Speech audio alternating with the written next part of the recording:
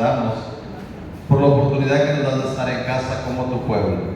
Te ruego, Padre, que hoy este pueblo que has comprado con tu sangre preciosa y se ha reunido, se ha llenado con tu espíritu y con tu palabra, y que hoy, Padre, esta palabra nos ayude a perfeccionar nuestra vida y nuestro caminar en el nombre de Jesús. Amén. Salmo 42, ahí vamos a leer los primeros versículos, y dice: como el ciervo brama por las corrientes de las aguas, así clama por ti, oh Dios, el alma mía. Mi alma tiene sed de Dios, del Dios vivo. ¿Cuándo vendré y me presentaré delante de Dios?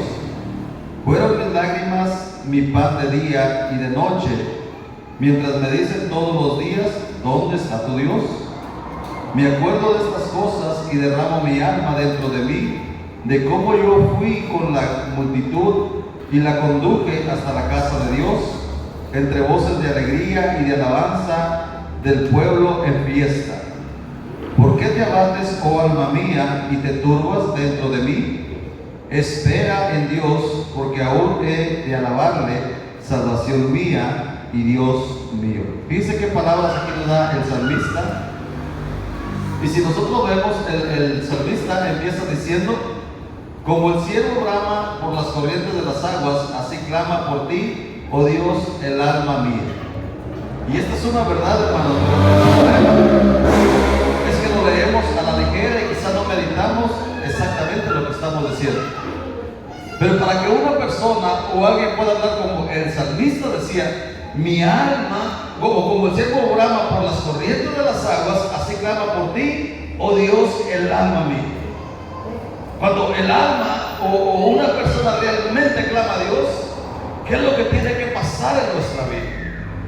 Porque cuando estamos bien, cuando nuestra salud, cuando todo lo que nosotros consideramos importante está bien, ¿cómo estamos como seres humanos? Incluso nos olvidamos de Dios. Nos olvidamos que Dios es nuestro creador, que Dios es nuestra fortaleza, que Dios es el que está en control de todo lo que nos rodea. Porque consideramos que las cosas las tenemos en control nuestro. Pero cuando algo se sale de control del ser humano, es ahí donde empezamos a aplicar lo que este hombre decía. Y él decía: como el ciervo brama por las aguas. Como el ciervo brama por las aguas, con esa desesperación, él decía: así clama por ti, alma mía. Y luego dice Dios: mi alma tiene sed del Dios vivo. Y para que todo eso llegue a ser, como le digo, o sea, el ser humano tiene que pasar procesos, dificultades, situaciones que las que ella no tiene el control. Y pudiéramos ver ejemplos en la Biblia. Por ejemplo, allá en el primer libro de Samuel, en el capítulo 1, si ustedes quieren leerle ahí, ustedes se dan cuenta del versículo 9 en adelante, 9 y 11 al 11, había una mujer, dice la palabra de Dios, que tenía un problema. Y el problema era que ella no podía dar a luz, no podía concebir. Y la esposa o la otra esposa de su marido dice que la afligía continuamente porque ella era estéril. Entonces dice que esta mujer, en esa desesperación, que cada año iban al templo, se presentaban delante de Dios, presentaban la ofrenda que llevaban a Dios. Pero dice ahí en 1 Samuel 9:11 que en una ocasión, después de que hicieron todo el ritual, dice que Ana se levantó, dice la Biblia, y se presentó al altar de Dios. Se fue a la presencia de Dios. ¿Si dice así su Biblia o me estoy equivocando? Se levantó Ana, por ese fuego cogido y bebido el vino, mientras el sacerdote Eli estaba sentado en una silla junto a un pilar del templo de Jehová. Ella, con amargura de alma, oró a Jehová y oró constantemente a hizo voto, diciendo: Jehová de su ejército, si te dignares mirar la aflicción de tu sierva, te cuidares de mí, y no te olvidares de tu sierva, sino que llegues a tu sierva un hijo varón, yo le dedicaré a Jehová toda la vida, y no pasará navaja sobre su cabeza. Aleluya. Hasta ahí lo vamos a dejar. Dice lo que dijo esta mujer. Cuando estaba en su desesperación, fue lo que hace el salmista, ¿verdad? Y eso es lo que sucede con todos los creyentes. Cuando pasamos en un proceso difícil es cuando nos acordamos y es cuando anhelamos la presencia de Dios. Y esa es una realidad, hermano, porque mientras todo está bien, el ser humano nos despistamos. Si hay sanidad en nuestra vida, si hay tiempo vamos a la iglesia, o más bien si hay ganas, porque tiempo siempre hay. Porque yo estoy seguro que todos los que estamos aquí teníamos más ocupaciones. Pero ¿cómo podemos decir, no, es que ahora es que esto, es que aquello, es que esto, y me salió tal cita, me salió tal viaje, me salió tal visita, y siempre ponemos un pretexto? Es muy rara la ocasión que el ser humano no pueda venir a la casa de Dios, no pueda presentarse delante de Dios.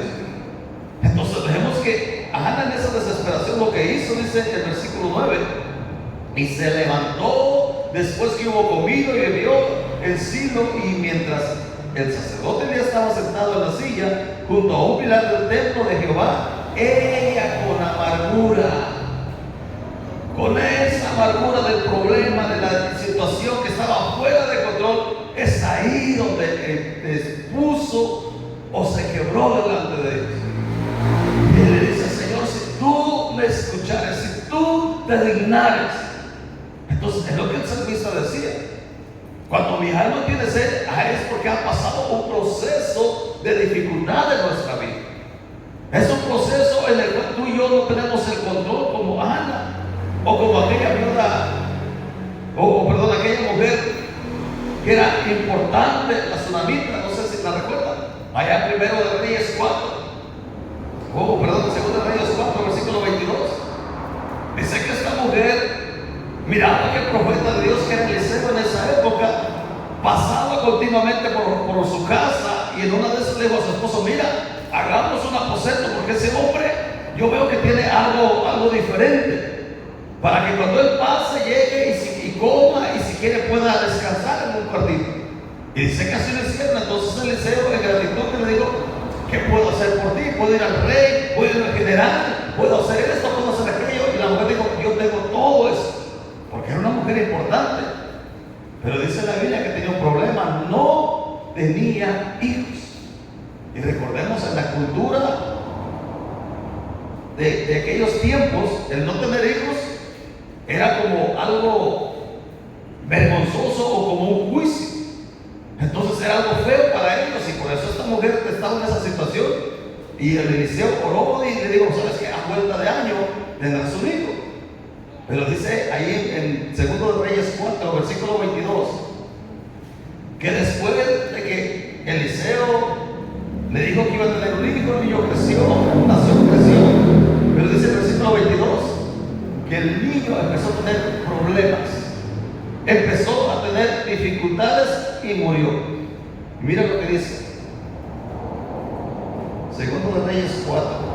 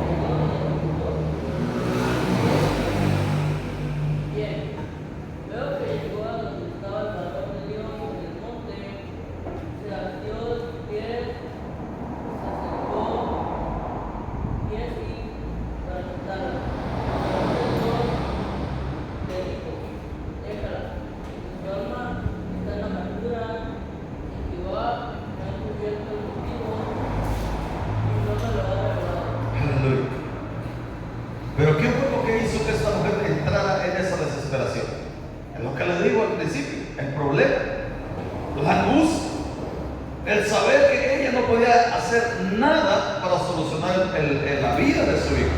Entonces ella lo que hizo, dijo, bueno, lo único que puedo hacer es acercarme, presentarme al varón de Dios. Y es ahí donde se cumple lo que el salmista decía: mi alma tiene sed. Cuando nosotros realmente experimentamos una necesidad de Dios, es cuando estamos en situaciones donde el mundo que nos rodea se nos empieza a derrumbar, se nos empieza a ir abajo. Y por eso el salmista decía: mi alma tiene sed, mi alma anhela ese Dios vivo como el ciervo que brama por los aguas, con una desesperación. A veces así tiene que pasar en nuestra vida. Bueno, pues hermano, como dice el Eclesiastés, que nos acordáramos de nuestro Creador antes de que venga el llamado. Antes de que llegue una dificultad, uno debería buscar a Dios, pero desgraciadamente no es así. Mientras las cosas están bien, mientras nuestra vida se encuentra bien, uno se olvida de Dios. Y tú lo puedes ver, hermano, cuánta gente se olvida de Dios cuando todo marcha a su favor. Y aunque Dios, como dice la Biblia, está cerca, está ahí, el problema es que nosotros no lo buscamos.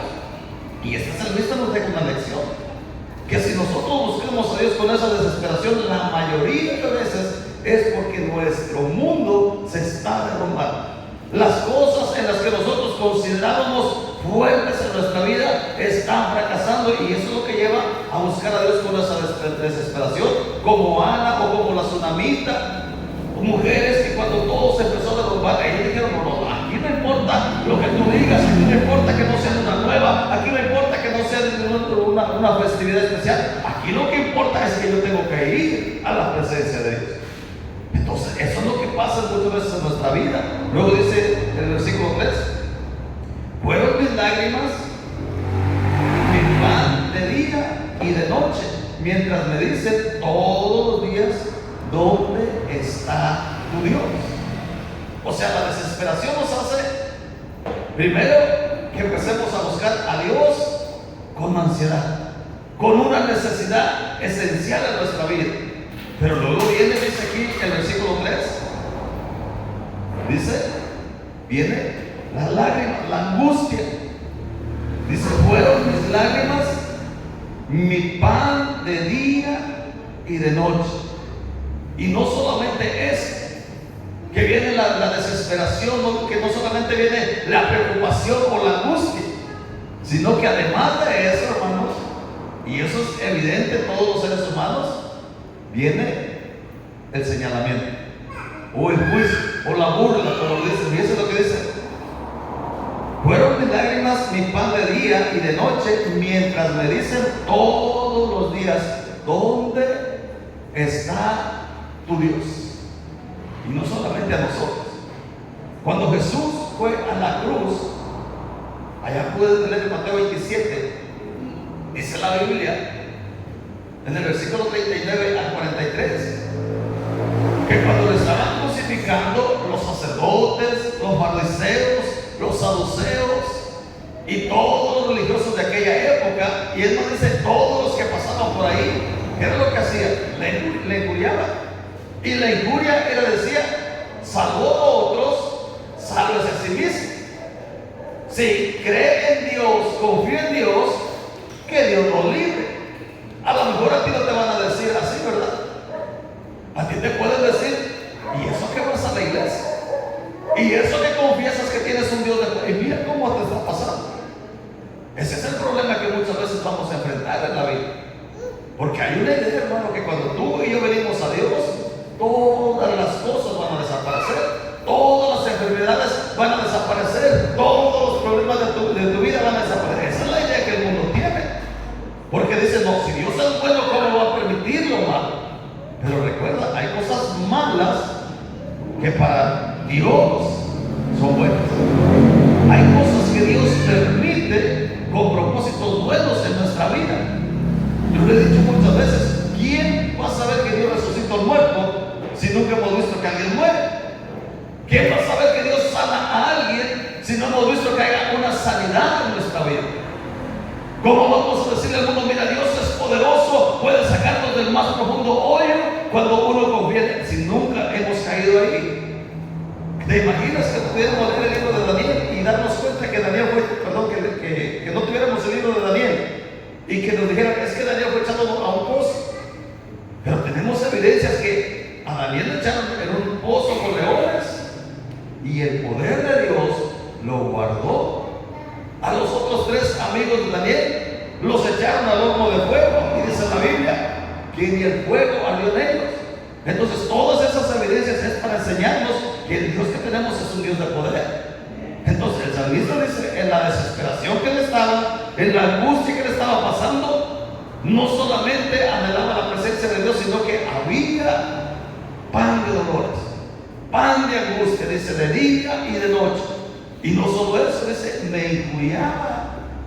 Lo mismo que le decían a Jesús, amó a otros, sálvese a sí mismo. Entonces ese es el proceso muchas veces de la vida cristiana.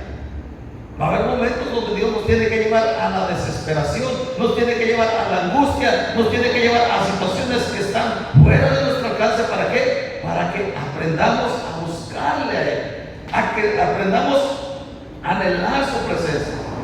Porque casi por lo general no buscamos a Dios. La mayoría de seres humanos, cuando estamos bien, hasta se nos olvida orar. Se nos olvida decirle, Señor, aquí está mi vida, Señor, quiero que hoy, este día, tu presencia me acompañe. Entonces Dios tiene que pasar ese proceso, y esos procesos son dolorosos y a veces crueles, porque le digo, viene dolor, viene tristeza, viene amargura. Pero hay algo interesante. Un cristiano tiene que pasar todos esos procesos, o si enfrenta todos esos procesos, no tiene que desesperarse. El salmista, él los enfrentó y fíjate cómo él reaccionaba. Él dice, me acuerdo de estas cosas y derramo mi alma. O sea, cuando tú estés en una situación difícil, en esa situación que quizá, como dice el salmista, ¿cuándo me presentaré delante de Dios? ¿Cuándo me escuchará Dios? Aquí el salmista lo pudo haber dicho más claro, ¿verdad? ¿Cuándo me escuchará Dios? Él dice, me acuerdo, fíjese lo que dice, de estas cosas y derramo mi alma dentro de mí, de cómo yo fui. O sea, todas las maravillas que el salmista o que el rey David, que se le atribuye este salmo, había vivido en el pasado. Porque no toda la vida cristiana es dolor, es tristeza. Hay cosas maravillosas que Dios hace en nuestra vida también. Entonces dice, de cómo yo fui, fíjate que el salmista, de cómo yo fui con la multitud y la conduje hasta la casa de Dios entre voces de alegría y de alabanza y del pueblo en fiesta. Porque aunque hay cosas difíciles, aunque puede haber complicaciones, puede haber momentos crueles en la vida o dolorosos, pero también hay cosas maravillosas. Hay un pasaje, creo que es allá en San Juan 9, donde un hombre que había sido ciego de nacimiento pasó Jesús, y era un hombre adulto, y dice que pasó Jesús, le sanó en un día de fiesta, que para los religiosos de aquella época era un pecado gravísimo. Entonces, cuando este hombre fue sanado, fue algo notorio porque todos lo conocían, y dice que llegó un momento donde los fariseos, la élite religiosa, los maestros de la ley, llamaron al papá del muchacho y le dijeron, ese es el que estaba ciego. Y dice que los padres del muchacho le dijeron, no, nosotros no vamos a dar respuesta, porque los fariseos ellos se habían acordado que si alguno reconocía que Jesús era el Mesías, lo expulsaban de la sinagoga. Entonces los padres dijeron, bueno, nosotros no vamos a limpiar las manos, vamos a decirle, edad tiene, preguntarle a él. Y le preguntaron. Y Jesús, este hombre le dijo, claro, ese yo soy el que estoy ciego. Pero ¿cómo fue que te limpiaron? ¿O cómo fue que te dio la vista? Si ese que te sanó es un pecador. Pero dice la Biblia, ahí en el versículo 25, si quieren leerlo, nomás dice lo que dice.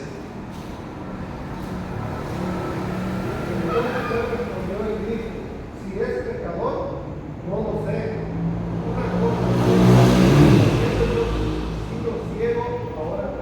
O sea, él estaba decidido, ¿verdad? A él no le importaba que lo expulsaran de la religión, no le importaba lo que estaba pasando. A él lo que le importaba era que Dios o el Señor había hecho un favor en él. Entonces, es lo que el salmista está diciendo. Bueno, yo estoy pasando un proceso donde busco a Dios, me responde, estoy en amargura, mis amigos, mis conocidos, así como Job, se burlan de mí, pero él seguía confiando, dice, porque yo me recuerdo cómo he conducido, cómo en el pasado había fiesta, había gozo en mi alma. Eso era lo que le mantenía sabiendo de que a esas alturas de las adversidades que estaba viviendo, habían pasado momentos difíciles. Habían pasado momentos difíciles. Y luego dice otro paso que hizo este hombre. No se quedó solamente recordando en lo que había pasado. Y le dice en el versículo 5, mis enemigos. Pero después de otro dice, como fui con la multitud y las conduje hasta la casa de Dios entre voces de alegría y de alabanza del pueblo en fiesta. ¿Por qué te abates, oh alma mía? O sea, después de que se está recordando, empieza un monólogo. O sea, él hablando consigo mismo. ¿Saben por qué? Porque muchas veces en nuestra vida, las decisiones más importantes las vamos a tomar nosotros mismos. Él empieza diciendo en el versículo 5, dice, ¿por qué te abates, oh alma mía? Y te turbas dentro de mí. Espera en Dios, porque aún he de alabarle, salvación mía y Dios mío. O sea, él mismo se pone a aconsejar. Porque algo seguro, hermano, en las situaciones más difíciles, por mucho que uno quiera ponerse en el papel o en el lugar de aquella persona, uno no lo puede entender. Uno no va a hacer que, o va a sentir lo que está pasando aquella persona. Entonces lo que hace el salmista, o lo que deberíamos de hacer nosotros mismos, meditar lo que Dios ha hecho en nuestra vida y saber que nuestra historia no ha terminado, que todavía hay algo más. El salmista le empieza a hablar con él mismo y dice, ¿por qué te abates, oh alma mía? ¿Por qué te abates, oh alma mía? O sea, ¿por qué estás en esa desesperación? ¿Por qué estás en esa angustia? ¿Por qué estás en esa situación? Él dice, ¿por qué te turbas dentro de mí? Espera en Dios, porque Él dice, porque aún he de alabarle. En otro pasaje de la Biblia, allá en el Salmo 27, Jesús está, se le atribuye a Jesús, que fue el que el Espíritu Santo habló de lo que iba a enfrentar el Señor Jesús. Y dice allá en el Salmo 27, versículo 13 y 14, dice, hubiere yo desmayado si no supiere que veré la bondad o la misericordia de Dios. Cuando una persona empieza a meditarse, a amarse, oye, ¿por qué estás triste? ¿Por qué estás angustiado? Que no sabes que Dios, hermano, es cuando uno empieza a hablar con fe, a declarar con fe. Porque recuerda el poder de la vida y de la muerte, ¿dónde se encuentra? En nuestra lengua. ¿Qué fue lo que confesó Job, hermano? Los que han leído el libro de Job. El temor que él tenía era que sus hijos hubieran fallado a Dios. Y todas las mañanas se levantaba, oye, no presto, no vaya a ser que haya ofendido a Dios. Y dice el mismo Job, todo aquello que yo temía fue lo que me sucedió. Entonces, yo les he dicho muchas veces, uno tiene que educar su lengua al hablar. Uno tiene que aprender a confesarse cosas buenas. El salmista no quiso empezar así con él mismo. Dice, ¿por qué te abates, a tu alma mía? A veces tenemos que aconsejar nosotros, porque te digo, jamás vamos a entender el lugar del otro, porque no estamos pasando el proceso. Uno le puede decir a sus hijos, mira amigo, cuando entres ahí o cuando vayas a tu lugar, haz esto o aquello. Pero el problema es cuando uno ya está ahí, ¿cómo reaccionamos ante la adversidad? O si va alguien manejando, mire, si ve esto, haga esto o aquello. Pero no lo mismo dicen por ahí, mover el todo desde la barrera que meterte al ruedo. Cuando ya te metes al ruedo, es ahí donde no sabes qué hacer o tomas las decisiones que tú consideras justas. Y es lo que el salmista nos está enseñando en esta tarde, que él empieza a hablarse, empieza a inventar el proceso donde renova a Dios, donde buscaba a Dios, y él decía, ¿cuándo Dios me responderá? ¿O cuándo Dios me presentaré delante de Dios? Y luego dice, mi tristeza, mi angustia, mi dolor está todos los días, y no solo eso, soy injuriado, soy señalado. Pero Pero él dice, me acuerdo que también tuve días alegres. Me acuerdo que hubo días maravillosos. Me acuerdo que hubo gozo, hubo fiesta. Y lo que más le motivó me dice, ¿por qué te abates, oh alma mía? Porque esta historia no se acaba hasta que se acaba, como dicen los bolistas.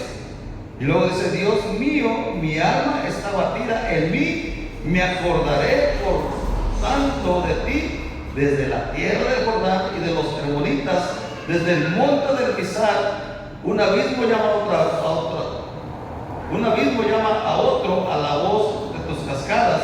Todas tus ondas han pasado sobre mí, pero de día mandará Jehová su misericordia, y de noche su cántico estará conmigo, y mi oración al Dios de mi vida.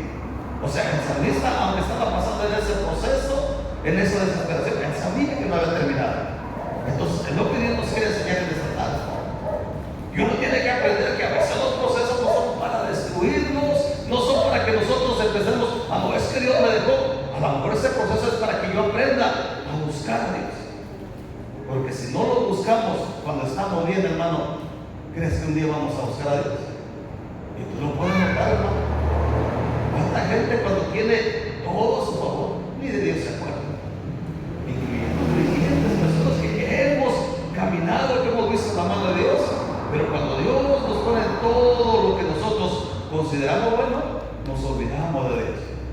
Entonces Dios tiene que llevarnos de vuelta a la desesperación para que ahí, así como el siervo, le digamos, ¿qué hago tu presencia? Que no debería de ser eso. Que no debería de ser eso, porque recuerda, Dios puso dentro de nosotros la libertad de decidir qué queremos para nuestra vida. Y eso no es nuevo desde el Génesis, cuando Dios puso a Adán y Eva. Eso fue lo que les dejó. La libertad de que ellos decidieran. Por eso en el libro de Eclesiastés que le digo, no es un libro que esté escrito, sino es un libro de una persona filosóficamente preparada, que está hablando como un hombre natural que está muy educado. Y él decía, acuérdate de tu Creador en los días de tu juventud, antes que venga el día malo. O sea que a esa debería ser nuestra manera de vida como creyentes, aunque yo esté bien, aunque tenga todo lo que yo necesito, buscar a Dios, pero buscarlo con esa desesperación, como dice Pablo, como niño recién nacido, que no quiere la leche adulterada. O sea, un niño recién nacido que hermano grita porque quiere comer. Nosotros no gritamos, además, si venimos a la iglesia, que no me vean que canto. Venimos y no queremos ni aplaudir, pero hermano, deberíamos de danzar en la presencia de Dios. Deberíamos decir, aleluya, gloria a Dios, hermano. Buscar la presencia de Dios. O hacer lo que hizo Jacob. Decirle a Dios. ¿Se acuerdan de Jacob? Cuando vino el ángel y estuvo ahí, dice, luchó toda la noche. Y le dijo, tú no te vas de aquí hasta que no me bendigas. ¿Te imaginas, hermano, que así nosotros nos pusiéramos por lo menos cada 3 meses? Señor, voy a buscar tu presencia hasta que la pueda sentir, que pueda sentir la paz, que pueda sentir el gozo, que pueda sentir la alegría. Hermano, eso sería diferente. Yo creo que bajaríamos así como Moisés, relumbrando nuestro rostro. La gente no miraría al hermanito, miraría a un hijo de Dios caminando en persona diciendo, este se nota que ha estado con el maestro. Entonces, hoy te digo, hermano, que cuando tú te sientas en estos procesos, no te sientas derrotado. Porque recuerda lo que espera en Dios. Y dice el salmista, porque aún es de alabar. Aunque estaba en una situación difícil, él sabía que había un futuro. Y en ese futuro estaba la restauración que Dios tenía para su vida. Y esa es una realidad, porque es el Dios que tenemos. Es un Dios que puede ponernos en situaciones difíciles, complicadas, pero es un Dios que también puede cambiar nuestro futuro en un abrir y cerrar de ojos. Aunque es una mente que puede hacer por su hijo, ella no puede hacer nada. Lo único que sí pudo hacer, y fue lo que hizo, fue recostar al niño, ir a la presencia de Dios, y Dios traer la solución. No fue lo mismo. Y así pudiéramos enumerar un sinfín de hombres y mujeres que hicieron lo que estaba en sus manos, que era, ante las dificultades, clamar a aquel que podía solucionar sus problemas. Y nosotros como creyentes tenemos que aprender esto. Porque algo es seguro, no podemos cambiar ni el mundo, ni el gobierno, ni las personas que nos rodean, pero sí podemos cambiar nosotros la forma en que enfrentamos los problemas. ¿Sabe por qué? Dice el proverbio, creo que es el proverbio 24. Si alguien lo quiere leer ya por ahí.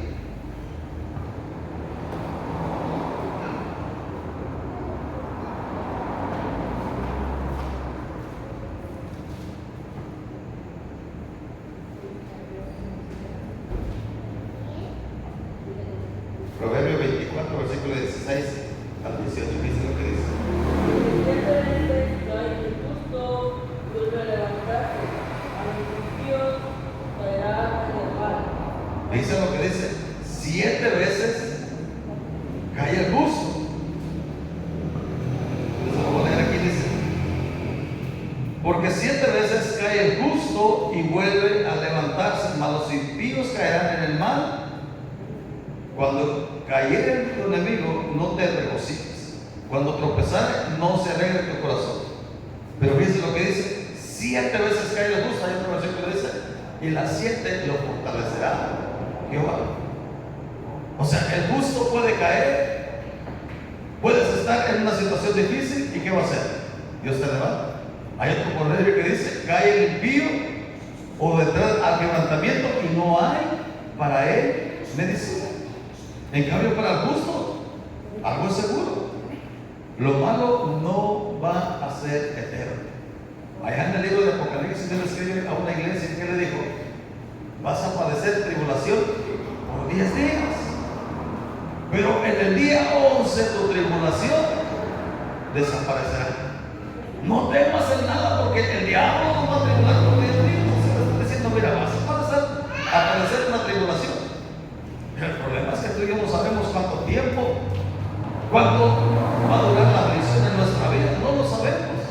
Pero lo que sí sabemos es que el Dios que tenemos es bien en sacarnos del hoyo de la desesperación.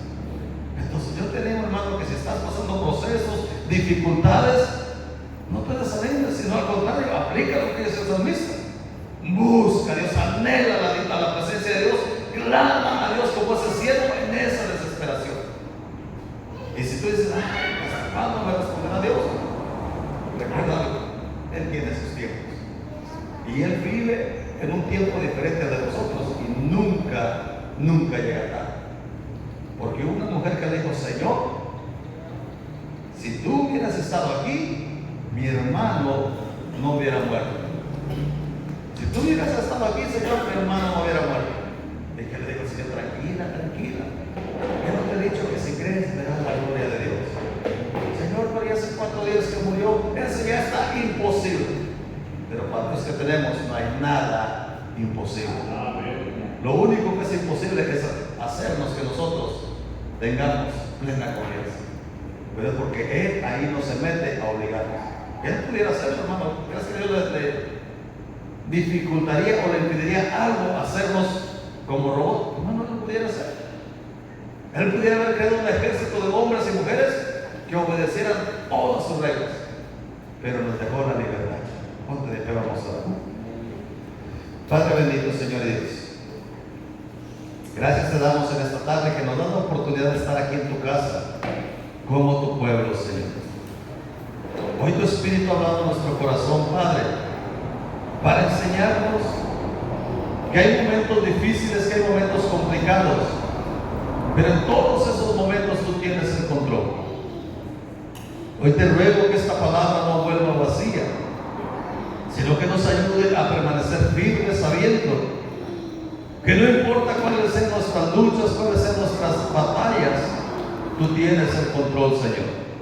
Y si has permitido alguna situación difícil, es porque tú tienes también la salida a nuestros problemas.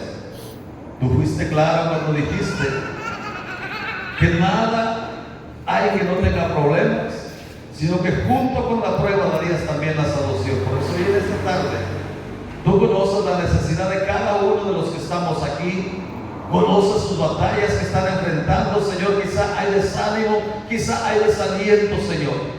O incluso hay como este salmista que decía: ¿hasta cuándo me presentaré delante de Dios? ¿Hasta cuándo Dios responderá mi petición?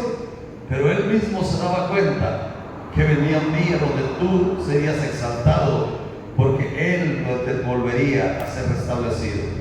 Que así tu iglesia hoy en esta tarde viva su vida cristiana sabiendo que los procesos no son eternos, sabiendo que las dificultades y las pruebas no son para destruirnos, sino para fortalecernos y darnos forma, Padre, como tus hijos, y crear un vínculo eterno entre nosotros, Señor.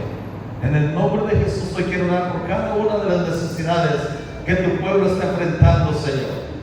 Que tú abras puertas, que tú bendigas y que tú dirijas todo aquello que tu pueblo necesita para salir adelante. En el nombre de Cristo Jesús. Amén, Señor. Y amén.